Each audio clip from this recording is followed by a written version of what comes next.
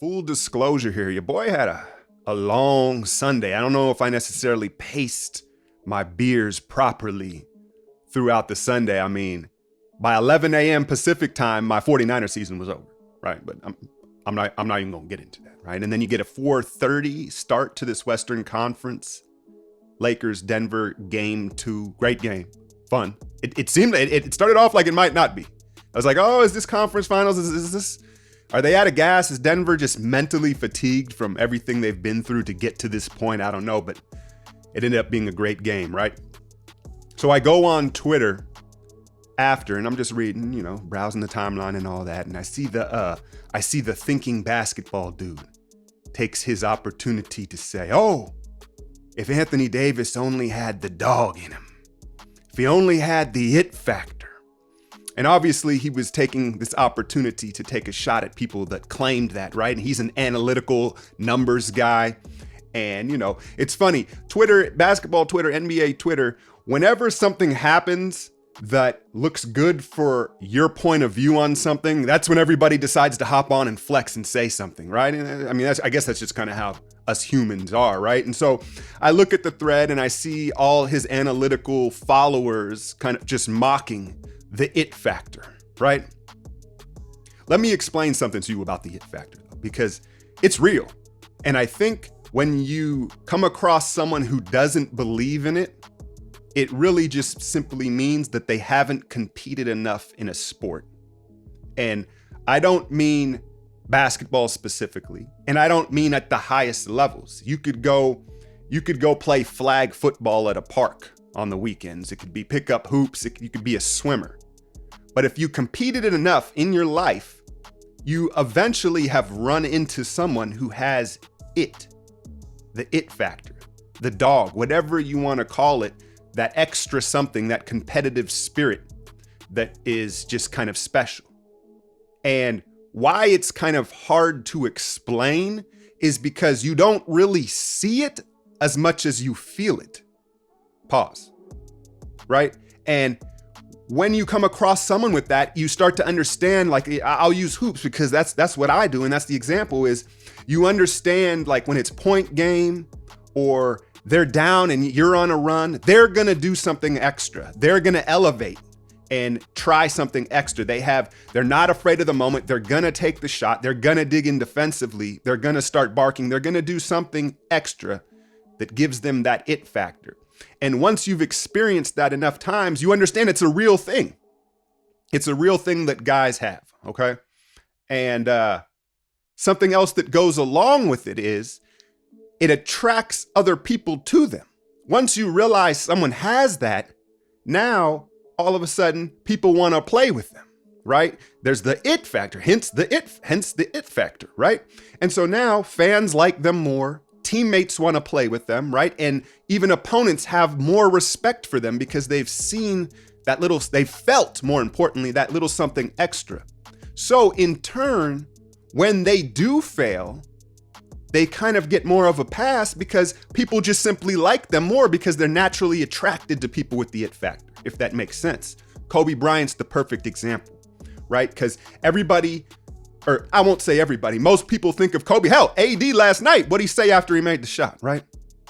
But a lot of people associate Kobe as one of the more clutch players in the NBA. Someone like Thinking Basketball and the analytical crowd will quickly point out statistically he wasn't. But in our minds and how we remember it, we think of him as clutch. Why? Because he has the it factor.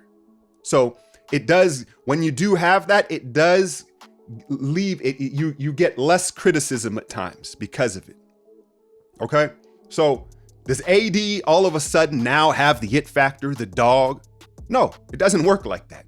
It doesn't work like that.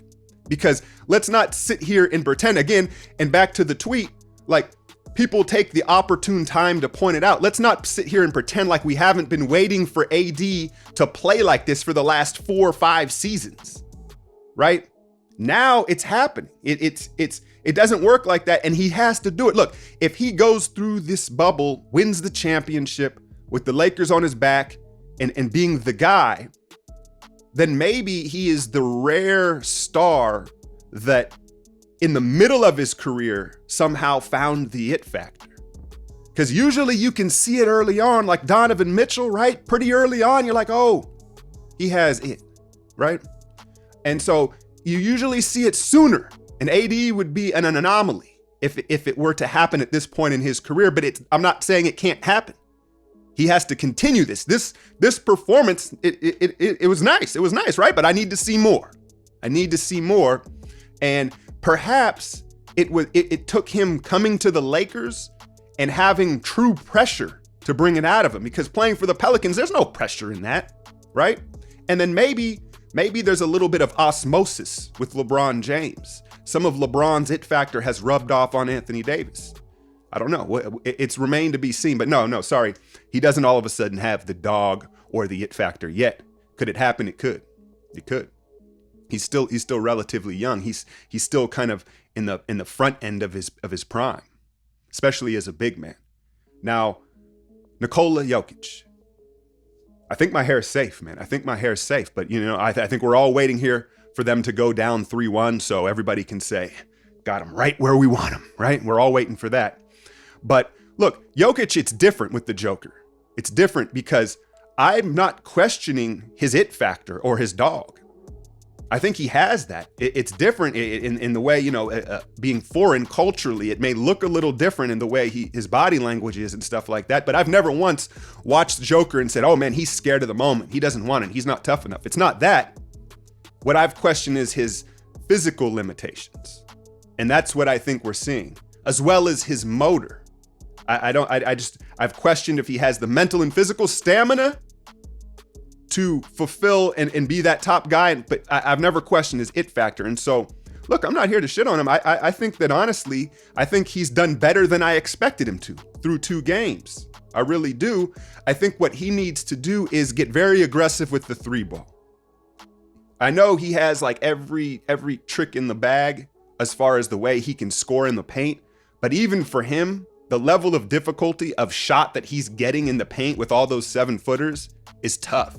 I think he's got to get out on the perimeter and fire threes, get aggressive with that, and pull those big men out, if not just for his teammates, pull all those shot blockers out at him, right? Malone, I think he should play more Michael Porter Jr. and really just turn this into a 3-point shootout. That's where I think they can win, or at least make this a competitive series, is play more Porter Jr. and turn this into a 3-point shootout, because the Lakers, they really don't, that's their Achilles, is their perimeter shooting. And I think you could maybe kind of trick them into shooting more threes, right? What happens? If a team gets hot from 3, you usually see the other team start to shoot more threes, whether they're good at shooting threes or not. And so that would be my strategy. You saw Dozier come in there, and I think it was real clear. Like, obviously that was found money for the Nuggets, and credit to Malone for going to that kid in that moment. But I think the Lakers had no idea what his skill set was. I think there was a little bit of a shock factor. You saw him get to the basket several times and they were like, yo, we don't even know the scouting report on this kid. So I don't know how effective he will be in the remainder of the series once the Lakers have kind of figured out, okay, this is who he is, and try to take away some things from him. Laker fans now, let me ask y'all this. Are you nervous about Rajon Rondo? Because I would be. I think he could be Denver's secret weapon. I know that he started off like great, and he's had some good performances since he's gotten back from, what was he filming? Orange is the New Black season 11 or whatever it was. But, his good games and bad games are so drastic, I think. And he's a veteran, and Vogel, you can tell, trusts him. I think you might want to tighten the leash on him down the stretch in that game when you got LeBron looking like LeBron did. I'm going to get to that in a second here in the second half. And then you got Rondo and LeBron, and it doesn't fit with the personnel. I think I would like to see Vogel tighten the leash on Rondo down the stretch of games. He got him out of there eventually, but he's so hit or miss.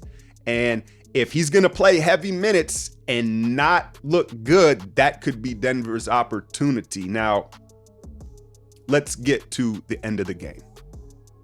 I haven't, full disclosure, I talked about my long Sunday. I got a late start this morning. I haven't looked at any of the talking heads or what they're talking about. All I can say is what I saw. And obviously Plumlee getting killed for what happened on that 3 ball. to me, here's what I think happened. I'm assuming Plumlee predetermined the switch because they were worried about the lob, which would be like the plan B of that play would be like a LeBron backdoor or like a tip at the front of the rim. One, let's talk about time and situation. You've got like under 5 seconds and it's a 1-point game. So all of a sudden, I think Denver, or at least Plumlee, again, clearly there was a miscommunication, but I think Denver overall, now you're worried about any clean shot.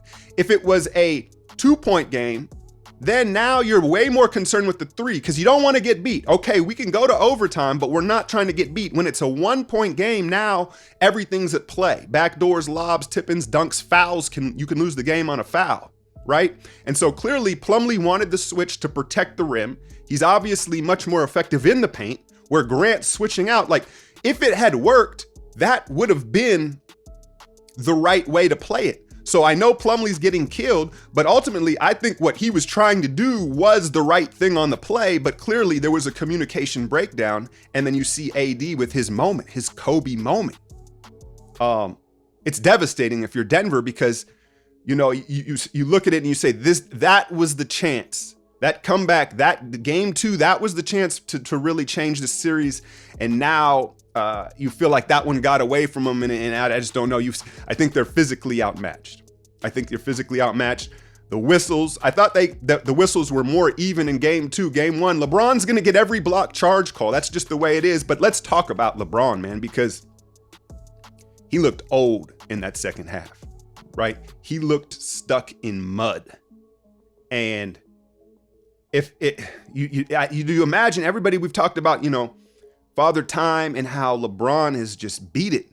And is it going to happen overnight? Is it going to happen overnight like that? Because what you're seeing now is when the game slows down in the half court and he has to attack from a standstill, he ain't got nothing for nobody. If he's not getting the whistle, like he's just like, it looks real irky jerky. And then you compound that with having Rondo in there at the same time. The Lakers offense was a mess in that second half and AD bailed them out. So again, I said, I think my hair's safe on the bed as far as Denver pulling this out. But look, I don't think it's impossible. Obviously, they play well with down in a series. And I think that's in part because they're not expected to win these series. There's not that pressure. But look, if LeBron is going to continue to look very old in the second half of these games in that offense, if they don't figure out a way to get better looks, I think maybe the series can get extended and it can be more competitive. But more importantly, Laker fans, what's LeBron going to look like in the finals if he's looking like this in game 2 of the conference finals, and either Miami or Boston has more guys to throw at him? It could, they're Boston. I'll put it to you like this: Boston and Miami are much better at controlling the pace of the game. And so if they want to slow it down on LeBron and he can't get that head of steam, because LeBron, he looks good. It's funny. They show a highlight package of him, and you, oh, damn, 35, 36, look at him. He's fine when he's running, when he's in movement, when he gets a head full of steam, he still has a crazy top speed and veracity. But again, from a standstill, he doesn't have nothing for him, especially if the 3 was dropping in the first half, right? And then once that stopped, it was like he had nothing. And point is, I know I'm getting a little bit ahead of myself here, but if the Lakers advance and they see Boston or Miami, both those teams with their personnel and their coaching have the ability to dictate the pace and slow the game down. And that's going to be problematic for the Kang. As always, hit that like, share, and subscribe. I'm out, y'all.